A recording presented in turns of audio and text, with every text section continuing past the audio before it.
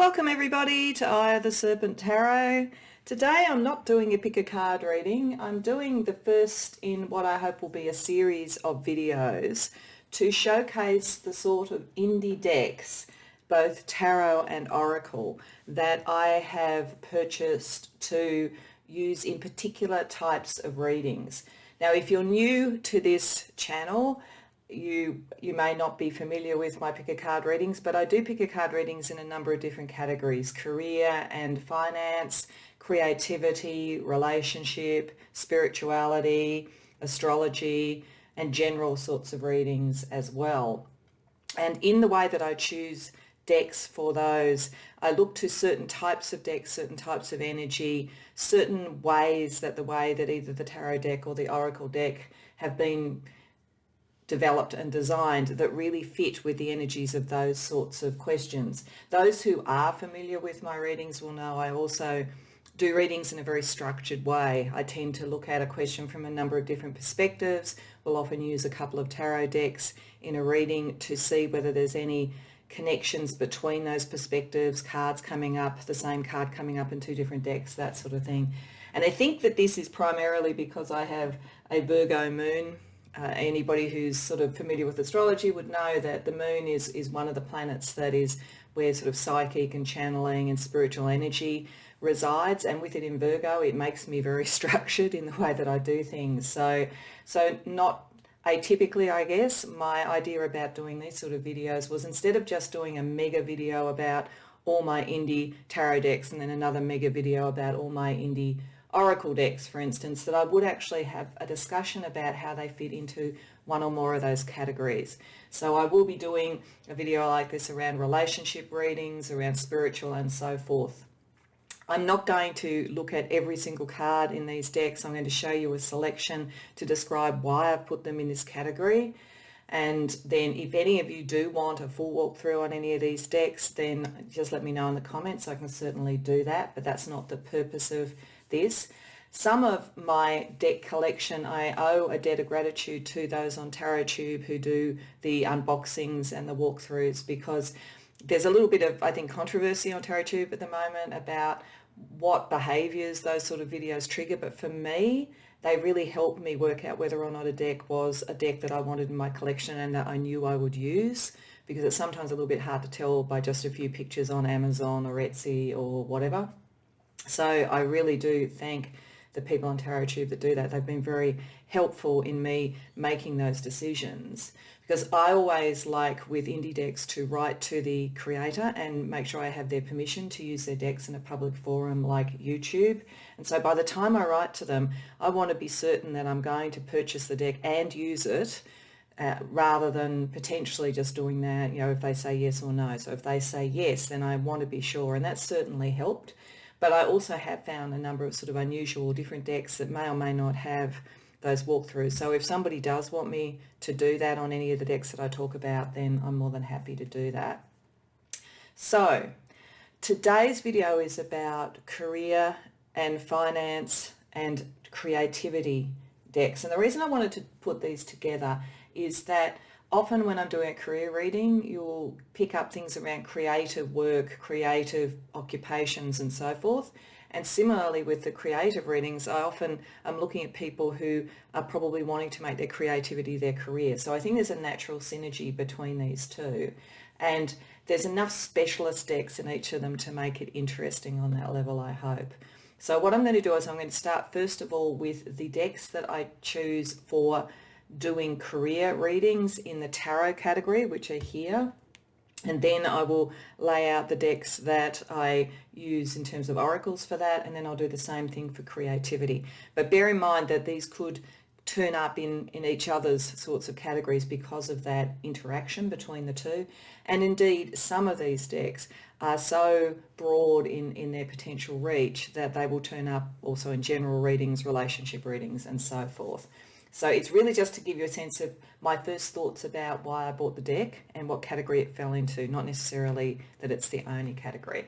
So with that introduction, what I am going to do in the timestamps is that I put timestamps for career and finance, tarot, career and finance, oracle, then Creativity Tarot and Creativity Oracle. So if you're only particularly interested in one or two of those categories, you can just go straight to that rather than listening to the whole thing.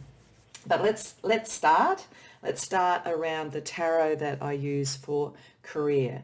So the first tarot deck I want to talk about, and I think I'll move these up so I've got a little bit more room to put down examples of the cards for you. The first deck I want to talk about is the Business Class Tarot.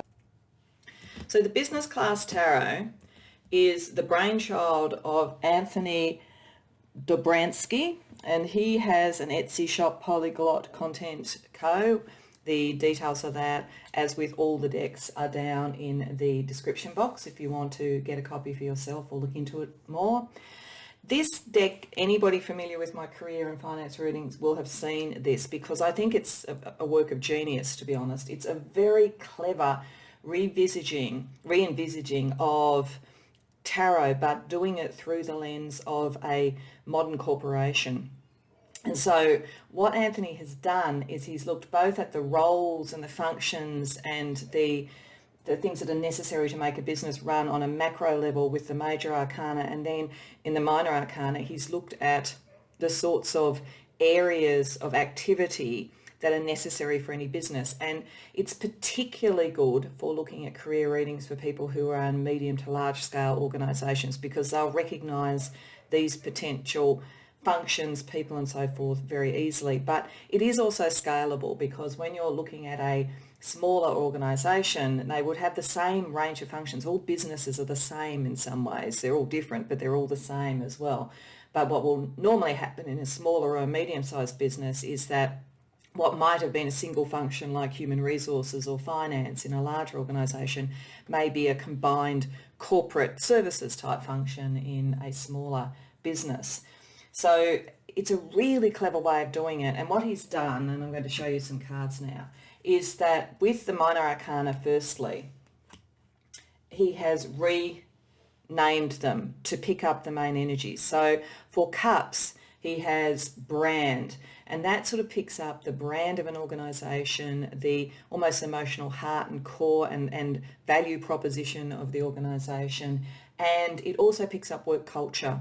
So for me, those cards that come up in the brand space tell me a lot about what's going on in an organisation that somebody who's a viewer who's looking at the reading might be interacting with at the moment. Then for Pentacles, probably pretty obviously, we have money.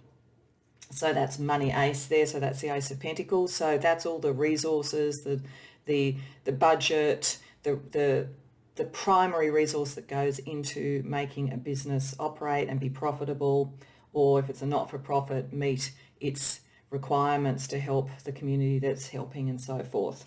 Then for Swords, he has data. So that's picking up all the sort of intellectual property type of areas. So picking up that intellectual side of the Swords energy. It also picks up IT, it picks up knowledge management, all of those sorts of things. And then for Wands, he has product. And it's an interesting one. When I first got it, I thought that they're separating that from the money, because product almost felt to me also a bit like Pentacles. But I think his idea here is actually really on point, because the product of whatever organisation you're in, whether it's your own business, a large organisation or whatever, is either a service delivery line, a series of service delivery lines, or it could be a product. It's a product or a service that you do, and it's your lifeblood, it's the activity, it's the action, it's the reason for being. So to me, these really fit in with what it looks like, what the tarot energy looks like within an organisation.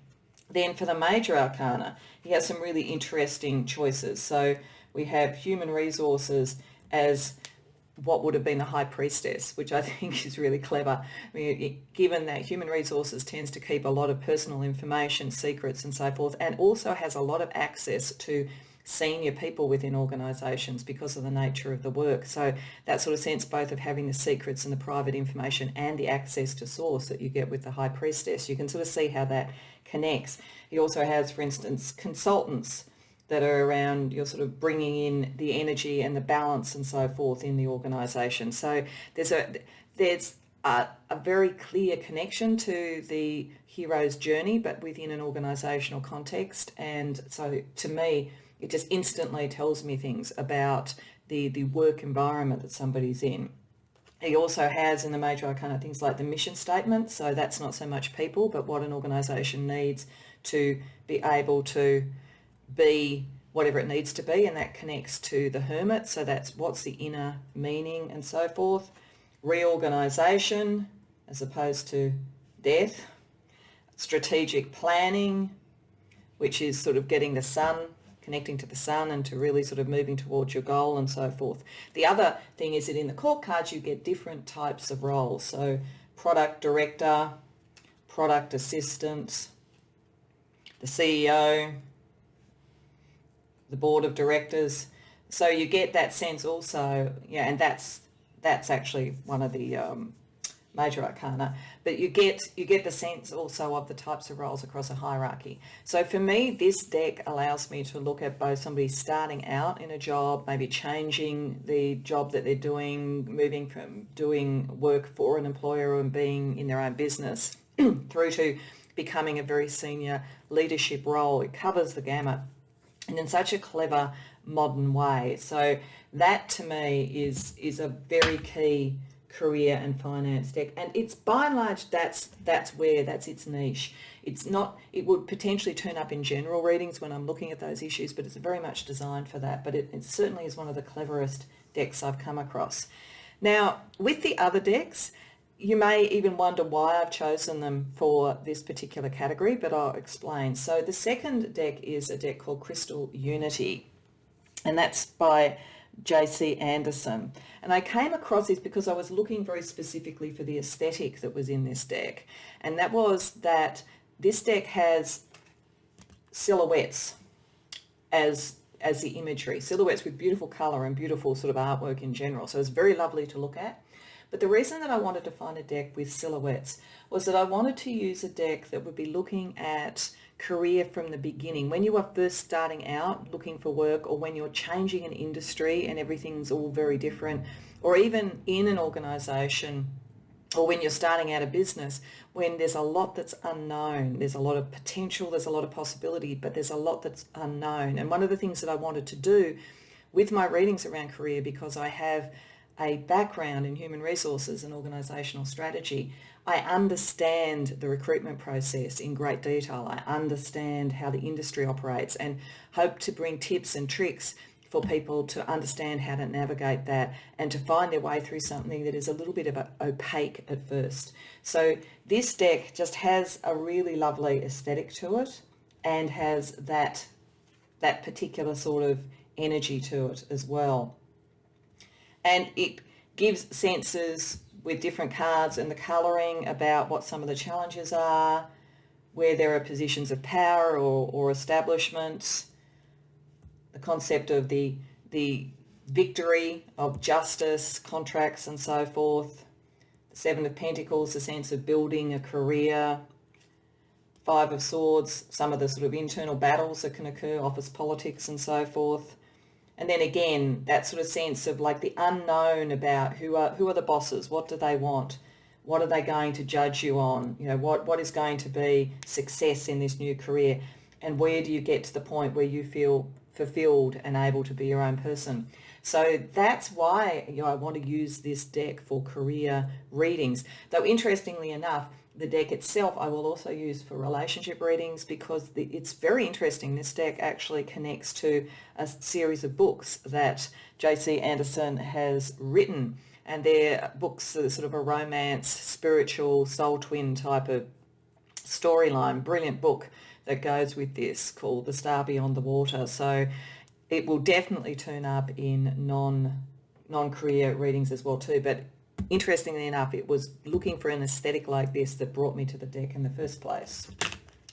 So then the next deck is the Life is Like a Board Game Tarot. And I just find this deck, it's done by Crystal Banner. And what she's done is she's taken the concept of the hero's journey and the suits in the tarot and aligned them to board games like Monopoly, the Game of Life, that sort of thing. I think that's, again, really genius. And to me, it has a kind of very clear, sharp aesthetic. It's not a deck that's full of imagery. It's a deck that gives you a sense of types of energy, like the Chariot here or the Star, as you see, very simple. The Emperor, very simple sort of concept around power. The Fool, that sort of sense of getting going with work and again, where there's a bit of unknown. The High Priestess, sense of like what do we need to know that's hidden at this point in time. And then the cards that are in the suits look just like places or people or types of characters. So Messenger of Slow and Steady, Knight of Pentacles. The Page of Swords, development of information and contracts. You can see how this has very much a career material sort of feeling to it. King of Wands, provider of authority and charm. And then there are places. She uses places to give energies that also to me have a career and finance type feeling to them. Quick Communication Gardens for the Eight of Wands. Clarity Way for the Ace of Swords. Independence Avenue, I like that one, for the Nine of Pentacles. And Future Plans Gardens for the Three of Wands. So to me it speaks very much of career and finance. Again, a pack that could be used in a number of different readings, but certainly has that sort of feeling of the steps and the game that is around career. Now we get to two that people again might think, why do you have them for career? But there's a very specific reason. So the next pack I want to talk about is the Dark Mansions Tarot by Tarotcategories Studio. So this is quite a well-known deck, I think, amongst tarot readers and collectors on TarotTube. And it's a really beautiful sort of gothic, people have often said Tim Burton-esque type imagery. It's one of my favourite decks. I really do love for its aesthetic. I just really love the clever, intricate details in it.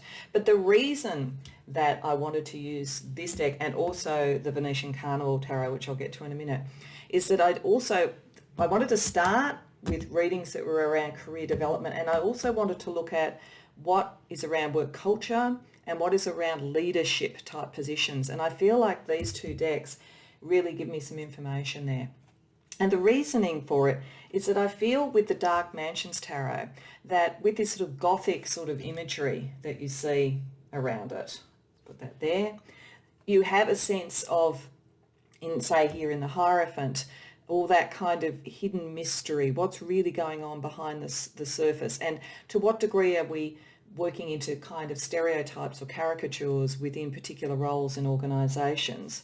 You certainly can get the sense of working together in a team with that. You can get the sense of industry. You can also get the sense of judgment, which I feel very much from the Queen of Swords there. But interestingly enough, the card in this that really made me want to use it for career is the Three of Cups, and that might seem counterintuitive. But what this image made me think of is a movie. I remember a movie that starred Daniel Day-Lewis, Michelle Pfeiffer and Winona Ryder called The Age of Innocence.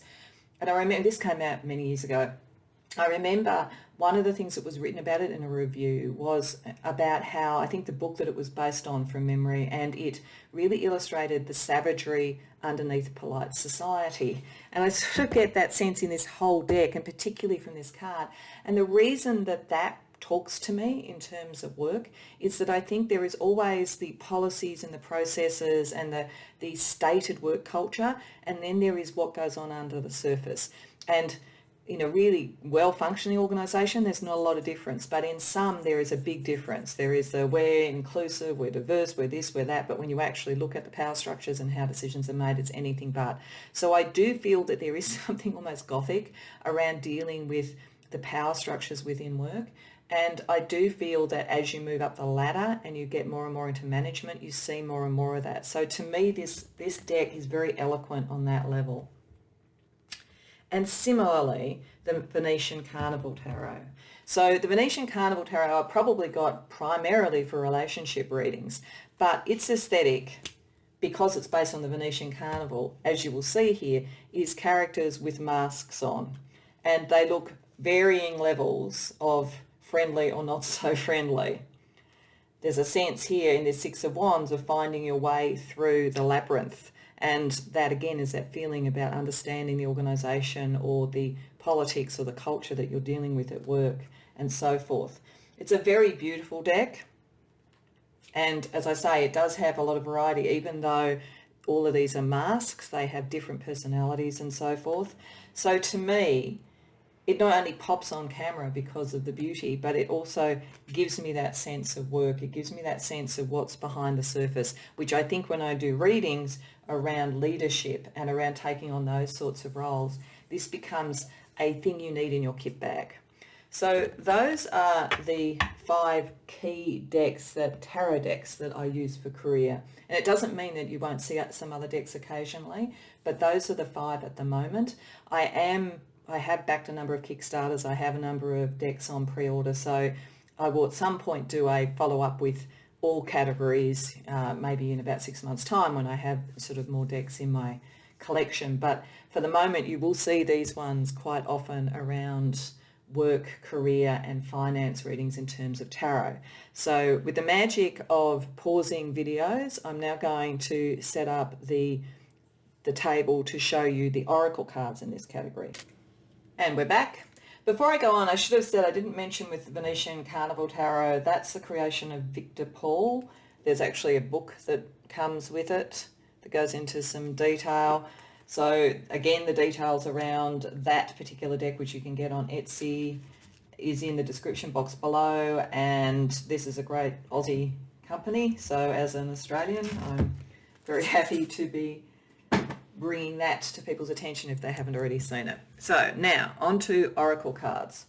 So the oracle cards, for the most part, I'm starting from the ones that most obviously are just about business, career and finance, and then moving to ones that I bring in from more general readings again. So the first deck I want to talk about is the Career and Money deck, and it's done by Maruk X. Now, I'm not sure if I've pronounced her name correctly. I hope I have. This again is on Etsy. This deck is all about career and money. That is all that it's about. So it picks up things like the types of experience that you're going through in career and money, the types of industries that you might be in, the types of skills that you might have, things around timing and so forth. So to give you an example, so you might have luck, where it talks about it and then it says certain things like your luck's about to change for the better, you could get a lucky break, etc. Then there might be an advice, say yes to the things you think you can't do. There could be issues that you're dealing with, unethical behaviour around you, for instance. It could be about finding your life purpose, having that aha moment. You could be someone who is either working in peace, for instance, in some way, or you could be someone within a workplace who is about peace. You could be dealing with envy in your career or around others or around your money. You could be someone who works in planning, or you might need to plan things more. There could be a contract coming to you, or you could work in the justice system in some way or another.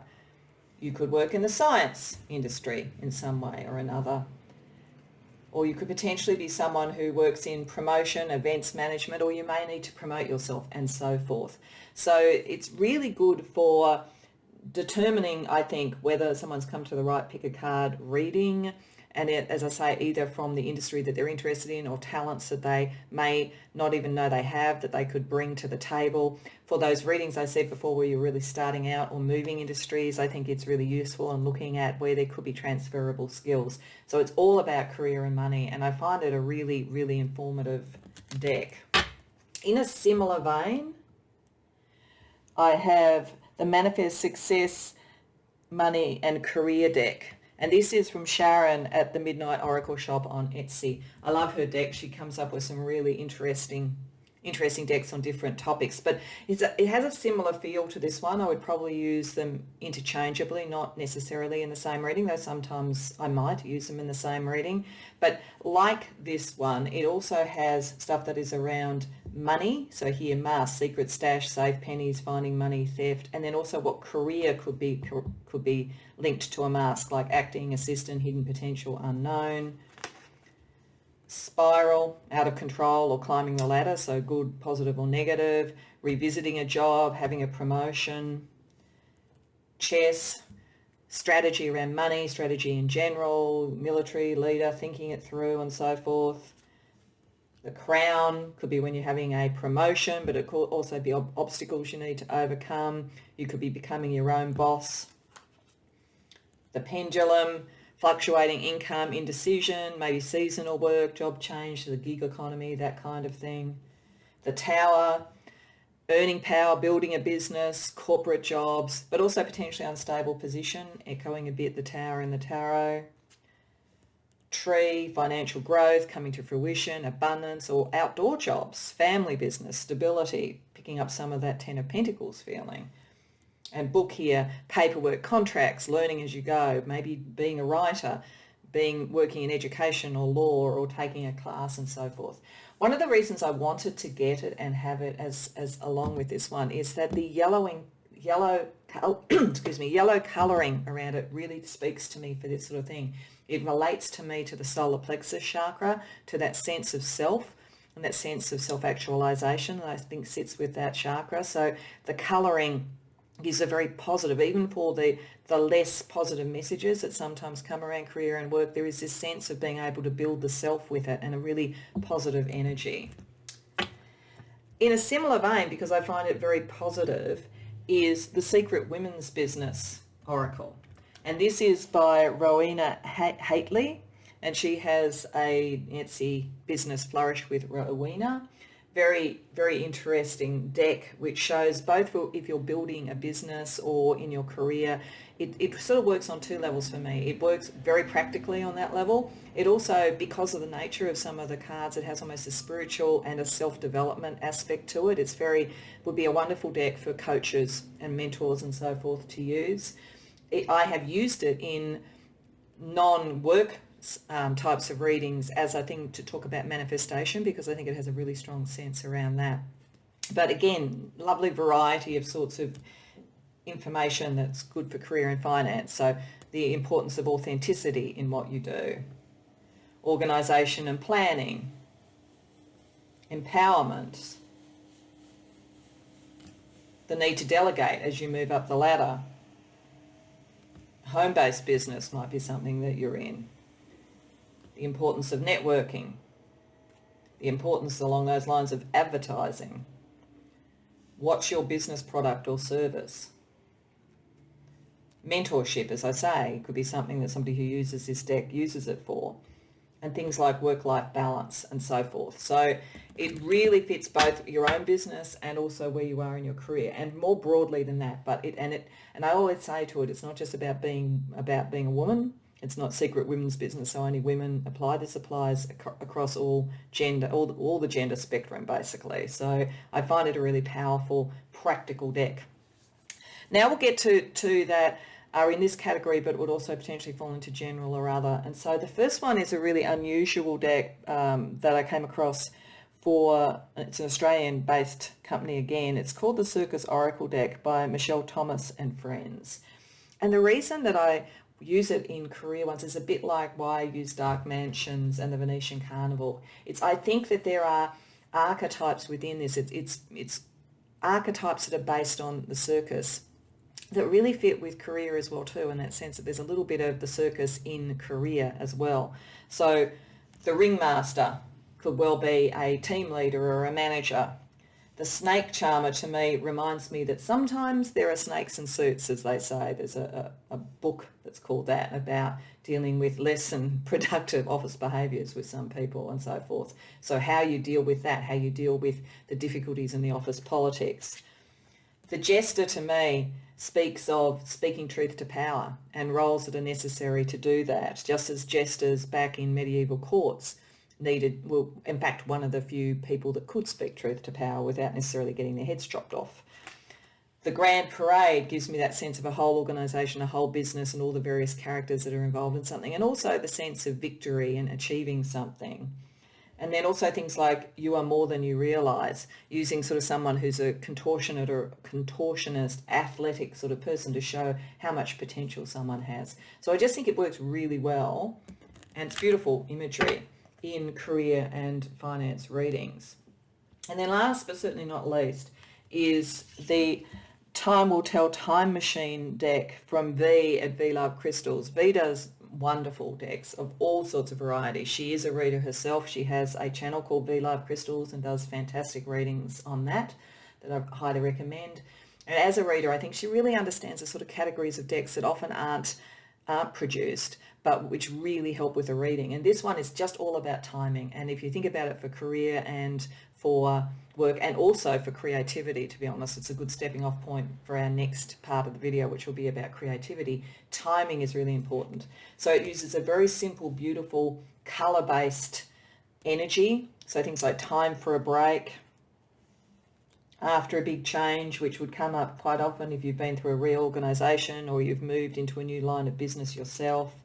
It has actual timing around months like August, or giving you a trajectory for how long something might take to develop, like in 2 to 3 years, or conversely, something that's coming very fast, like in a few weeks. Again, in 9 to 10 months, or telling you something about what needs to go on at the moment, like time to reflect. So there are many and varied messages in this deck, and I just find it's a really good way to anchor a reading, and really beautiful, colourful sort of imagery. In each of the cards, as you can see, there's actually an image put into the hourglass that reflects the type of thing that we're talking about, and then the very key concept around the keywords to let you know what the message of the card is. So those are the tarot and oracle decks that I particularly use for career and finance. And as I say, that one would turn up in creativity, as would potentially the Circus Oracle, and maybe even sometimes around manifestation, the Secret Women's Business as well. So that's a good stepping off point for part 3 of this. So again, with the power of turning video pause on, I'm going to put out all the tarot decks that I use around creative reading specifically. So we move to tarot decks for creative readings, and there's a slightly smaller group here at the moment for this, which I'm sure will grow over time. But what I was trying to do here was show you the decks that I chose for creative readings, because there's something about the way that the design has occurred, or some of the underlying principles around the design that the designer has brought to it to me that speak very much, that connect very much with creativity. Because of course all decks are creative, and that's, so I could arguably put every tarot deck out that I have, every indie tarot deck that I have for this, but I really wanted to focus in on those where the sort of style spoke to me about a particular creative approach or thought. So the first deck here is the Ashley Cook Tarot. And the reason that I chose the Ashley Cook Tarot, and I use that, and I will use this deck for more than creativity, but why to me it speaks of creativity is because of the collage style imagery in it. So she makes a great use of this very detailed, great use of colour, great use of collage in imagery. And so to me it speaks of creativity in terms of each card. There's a lot of creative thought into it. It feels very alchemical as well to me, her imagery, and alchemy to me is a very creative process. So I feel like that marries, that kind of spiritual creativity marries in with the collage style. And look at that sun card, that the colour and the detail in that very much, I mean, the sun is a creative card, and that very much speaks of creativity to me. And then you contrast that with the muted tones, the greys and the purples and the blues of the Hermit, which speaks to me of chakra energy and the Kabbalah imagery, the higher realms of the Kabbalah and so forth. Then Page of Pentacles, which looks to me like a kind of manifestation, and again very alchemical. And Queen of Cups, that sort of sense of sort of emotional, sort of the heart energy with the greens and the blues around communication and so forth. So this really speaks to me of creative energy, creative concepts, and almost, as I say, with that alchemical sense of order out of chaos. So I really love that deck for creative processes. Similarly around, as I say, and to some degree it's true of all of these, the Painted Tarot by Sophie Mackay Knight is a tarot. She is a painter, and right from the backs, which look like a paint spattered easel that you could be working from, or even the floor where a painter is hard at work in creation, it sings of creativity right from the start. So this, to give you the look at some of the cards, this shows you a kind of very particular painting style, an incredibly powerful use of colour. The fact that with all the kings, They have the black and white, which really gives that sort of sense between king or male energy and then the sort of female energy within the deck. Because you contrast it with, say, the Queen of Swords. She's got colour, even though she's got the sort of colouring that you would expect around a sword card. Look at the World. Beautiful, beautiful sort of sense. You have the Ouroboros sort of sense around there, and then you have, you know, the beautiful sort of painting of the person in the centre of it. I love this Two of Cups card.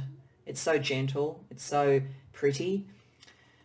Page of Coins, again, to me, is always a card I look to see if I feel manifestation and energy and so forth. And the use of colour here is really fits with that and that kind of solar plexus sort of feeling around the yellows in the card.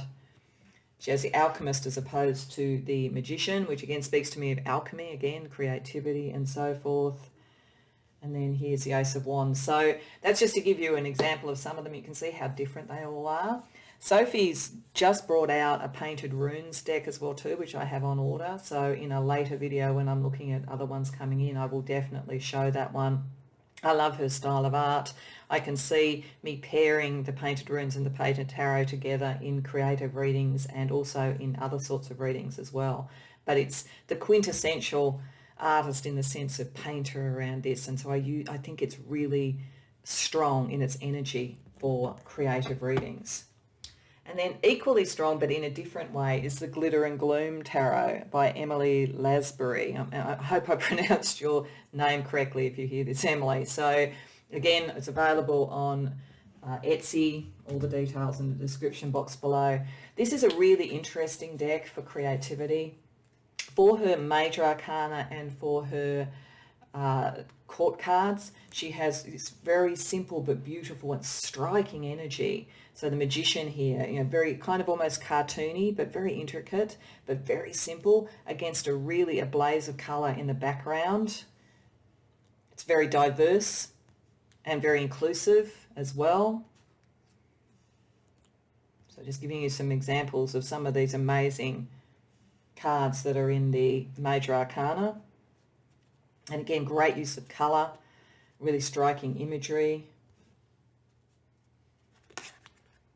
I love this Wheel of Fortune card. It has such a sense of dynamism around it. The star looks kind of mysterious. It's like something coming out of this sort of really cool, sort of slightly pink, slightly orangey sort of background. Then in terms of the court cards, again, similar sort of energy. She has different categories. So Transformers are the knights. So that's a sense of the knight, very modern sort of imagery. The rulers are either kings or queens. So that, again, is very inclusive and it's not sort of so gender-based. And the creators are like the pages and feel, again, very earthy or very developed. So I like that. Then when it comes to the minor arcana, it's very simple. It's pip-like. And her reasoning for this, in her booklet she talks about this, is that she wanted to just use the elemental symbols with the number so that creatively that will speak to whatever you feel in the reading. So it's a very strong use, again, of colour and a very simple sort of pip-like elemental energy around it. And what I find is it does exactly what she says. It does make you think beyond maybe what the pictures can sometimes do within a minor arcana card. It sort of opens it up, and that really strong power of the colour works really well on camera as well. So I like that, but I would say probably it's not a deck for beginners on that level until you're really aware of what the different minor arcana basic meanings are. It could be a little bit confusing, but once you do know that, it really opens up your intuition. It doesn't anchor you just to what you've classically thought all those cards meant as you learned. So it's very liberating in that sense. And the use of colour, as I say, is really striking. So those are the three key tarot decks I have at the moment that were bought specifically to use in creativity readings. So one more time I'm going to pause and then we will look at the oracle decks that fall into this category as well.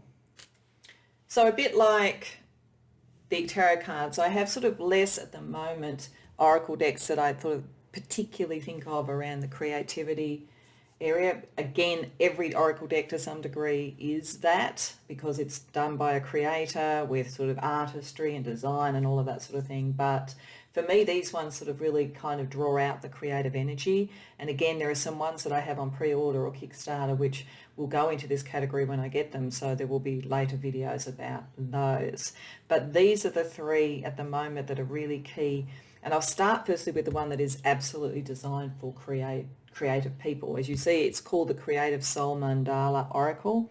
It's by an Australian artist and deck designer, and her name is Michelle Morgan. And this deck has sort of mandala sort of imagery to show different sorts of experiences, advice and so forth for someone who's in the creative process. So here we have contemplation, cycles, reminds us that creative activities do happen in a cycle just like they do in nature. Integration, picking up when we need to kind of bring together a range of different ideas into a creative whole and synthesize things in some way. Curiosity, the absolute importance of curiosity and wanting to look at something new and innovate. Support, reminding us that there are people who will support us in our creative journey and that we have support from our muse energy or our spiritual support and spiritual guides. Rhythm, I think that brings in the concepts of balance and symmetry and almost musical energy with this. Inspiration and so forth. What I do think about this deck, it's like it absolutely connected with me instantly when I got it. I think it's really powerful. It's not just around creativity, but it is obviously a touchstone for creativity, but it also is highly spiritual. I feel a really strong spiritual connection with this, so I will undoubtedly be using this deck in spiritual related readings as well, because I feel like Michelle has really tapped into the spiritual process and the spiritual underpinning of creativity. So it's a beautiful deck, very simple, lovely design, really powerful sort of energy with it. The second deck I want to talk about is the Oracle of Blossoming Oddities, and that's by Kira Adams, and again another Australian creator, so I love to find Australian creators. And her deck is kind of witchy in a way, so it would potentially fit into the spiritual side of things as well too, or other divination types of readings, which I will be doing some videos on. But it also is just so artistic, and the energy around it feels so creative. And when Kira sent it, she sent it with really lovely designed bag that came with it. She also sent a couple of prints of some of her artwork, so just right from the get-go really spoke to me about art. So to give you some of the images, discomfort, we can feel that in the creative process. Guidance, again, our muses, our spirit guides, our spirit team.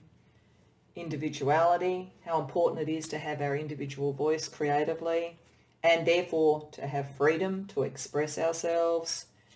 Sometimes the need to slow down if we're burning ourselves out, or conversely to focus so that we use our energy more, and so forth. And as you can see, they're very lovely images and very colourful images. And then last but not least is it's kind of like an affirmation sort of deck in a way, but it's also a creative deck. It's a creative focus and so forth. It's called the Artful Presence Cards by Chrissy Foreman, and I think another Australian deck creator. So there's a big sort of shout out to the Aussies here. This has, as you see on the backs of them, it has the wording and some prompts like for outdoors, fresh air, seek wildlife, active adventures. So you can certainly use the prompts. I tend to just use the imagery. So on the other side there is the keyword, and then there is the imagery around it. That tends to speak more to me, but you can use it either way. So openness to new ideas. Adapting what you're doing creatively. Discerning what you want to do creatively going forward. Focus again, very, very important in terms of creative work. Guidance again, that sense of where are we getting our inspiration from.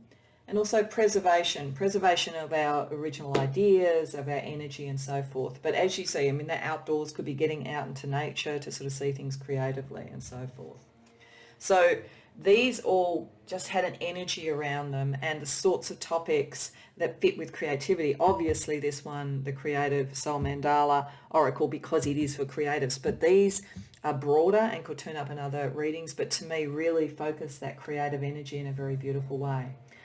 So that's the kind of thinking that I bring to this, and these are some of the indie decks that I use, and as I say, I will look at others, and I'm sorry if you can hear that noise in the background. I think there's a weed blower going nearby, but we're coming to the end, so hopefully it hasn't been too disturbing.